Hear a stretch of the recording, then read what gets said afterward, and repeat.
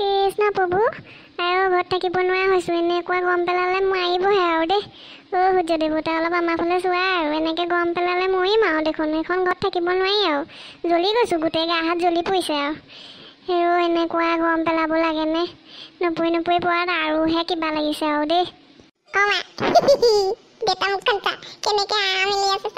সেয়া কিয় মেলি আছে আপুনি মুখখন গৰম লাগিছে নি আপোনাৰ কুকুৰবোৰৰ দৰে মুখখন মেলি আছে যে মুখখন যে পাওক মাখি সোমাব নহ'লে যেনিবা মই গৰমত কিন্তু থাকিব পৰা নাই মই মৰিম আৰু এতিয়া দেই একদম কিবা লাগিছে মোৰ আৰু দেই মই নোৱাৰিছোঁ আৰু আমাৰো গৰম লাগিছে সেইবুলিকে আমি মুখখন মেলি থকা নাই আপোনাৰ দৰে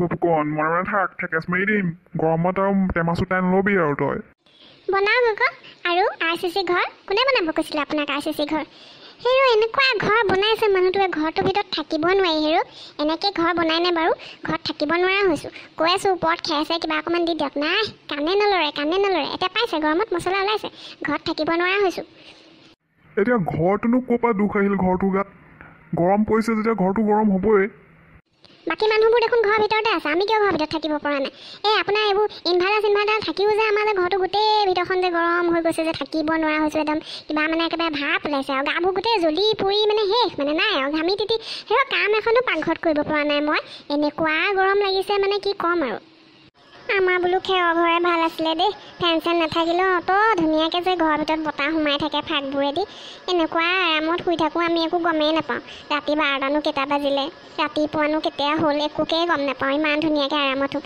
এতিয়া আকৌ গোটেই ফেন ইনভাৰ্টাৰ এইবোৰ চব থাকিও ৰাতি টোপনিয়েই নাই গৰমত গোটেই বিচনা পাতিবোৰ গোটেইখন গৰম হৈছে পকাটো আন কিবা কৰিব পৰা নাই এই গছৰ তলত অলপ আহিহে আৰাম পাইছোঁ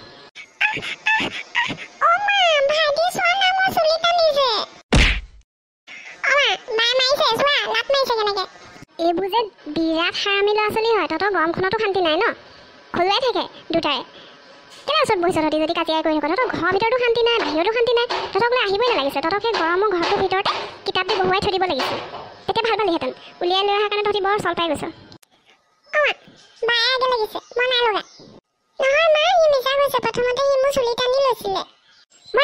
দুটাই নহ'লে খেদি একদম এতিয়া দগৰি দিম ঠিকছে ধৰি লৈ গৰমত খং উঠাই অলপ এনেই খং উঠি আছে ঘৰৰ ভিতৰত নি পিনি কিতাপ দি বহুৱাই থৈ দিম তেতিয়া গম পাবি ভালকৈ হেৰি বোলো আপোনাক সুধিছোঁ আপুনি মুখখন আৰামিলিয়ে থাকিব নি ইহঁত দুটাই যে কুকুৰ মেকুৰ নিচিনাকৈ কাজিয়া লাগি আছে আপুনি দেখা নাই গৰমখনত একো এটা ধমক দিব পৰা নাই ঐ বাপু কণ আৰু মামনি দুটাকে ধৰি লৈ ঠেকেচি দিম গৰমত এনেই টেমা চুটি আছে আৰু খং নুঠাবি এনেকুৱা ঠেকেচ মাৰিম মামনি যাচোন ভিতৰলৈ যা এই ফ্ৰিজতে নেমু এডোখৰ আছে ধুনীয়াকৈ চৰ্বত অকণ বনাই আগে যা মোলৈ চাহ অকণে আনিবি দেই বৰ মূৰটো বিষাইছে আপোনাৰ দৰে মহাপুৰুষ এটাৰ কামো কি আৰু গৰমত চাহ খোৱা সেইটোৱেতো আপুনি জানে ন অকল চাহ এই মানুহটোৱে চাহ বাহিৰে আৰু একো নাজানে চাহৰ কানিয়া কৰবাৰ চৰ্বত অকণ বনাই আনিব কৈছোঁ আকৌ গৰমখনত চাহৰ কিহৰ প্ৰয়োজন আছে ন চাহ খাবলৈ মন আছে যদি যাওক নিজে বনাই খাই লওক হ'ব মামনি চৰ্বতকে আন ময়ো চৰ্বতকে খাম মোৰ বহুত গৰম লাগিছে গছজোপা ওপৰত উঠি দিওঁ নি ঠাণ্ডা লাগিব ঐ গৰু গছৰ ওপৰত উঠিলে ঠাণ্ডা লাগে হা ঐ তোৰ মগজটোত একো নাই গছৰ ওপৰত উঠিলে ঠাণ্ডা লাগিব হা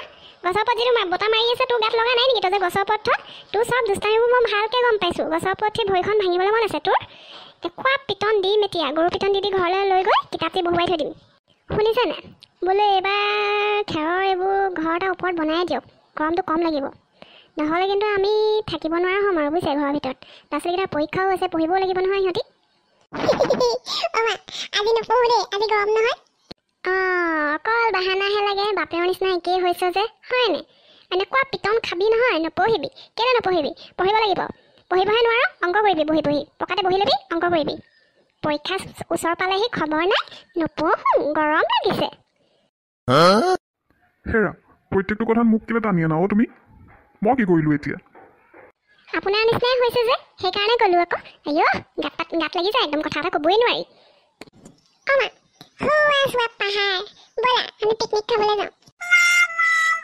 বাপু কণ তই এইফালে মোৰ ওচৰলৈ আছোন তই মোৰ ওচৰলৈ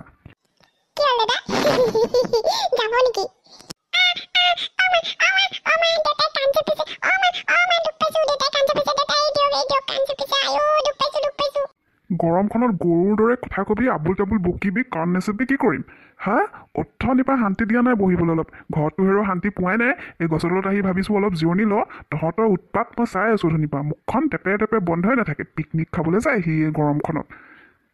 হ'ব হ'ল আৰু ক'লে এই দিয়ক এতিয়া কাণখন তাৰ। ঐ বাপুকণ, তই এইফালে আহিব, নহ'লে ঘৰলৈ যা। ইয়াত উৎপাতখন কৰি নাথাকিবি। আমি জিৰণি ল'বলৈহে আহিছোঁ। এইবোৰ আবুল তাবুল কথাবোৰ বকি নাথাকিবি জিতি, নহ'লে পিটন খাবি আৰু এতিয়া।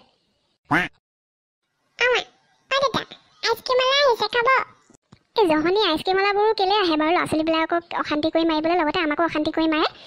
ঐ তই আইচক্ৰীম খাব নালাগে।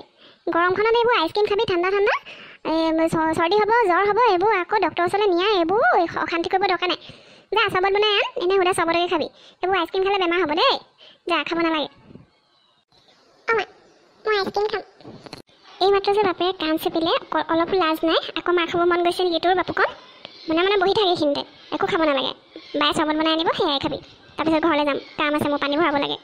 কিতাপ লৈ বহিবি। নমস্কাৰ বন্ধুসকল, আপোনালোকৰ যদি আমাৰ ভিডিঅ'বোৰ চাই ভাল লাগে তেন্তে চেনেলটো ছাবস্ক্ৰাইব কৰিব নাপাহৰিব আৰু লাইক কমেণ্ট শ্বেয়াৰ কৰিবও নাপাহৰিব। আৰু লগতে আমাৰ ভিডিঅ'বোৰ পাই থাকিবলৈ ছাইডৰ বেল আইকনটো প্ৰেছ কৰিবলৈও নাপাহৰিব। হেৰা বহিয়ে থাকিব নি? ব'লক ঘৰলৈ যাওঁ এতিয়া।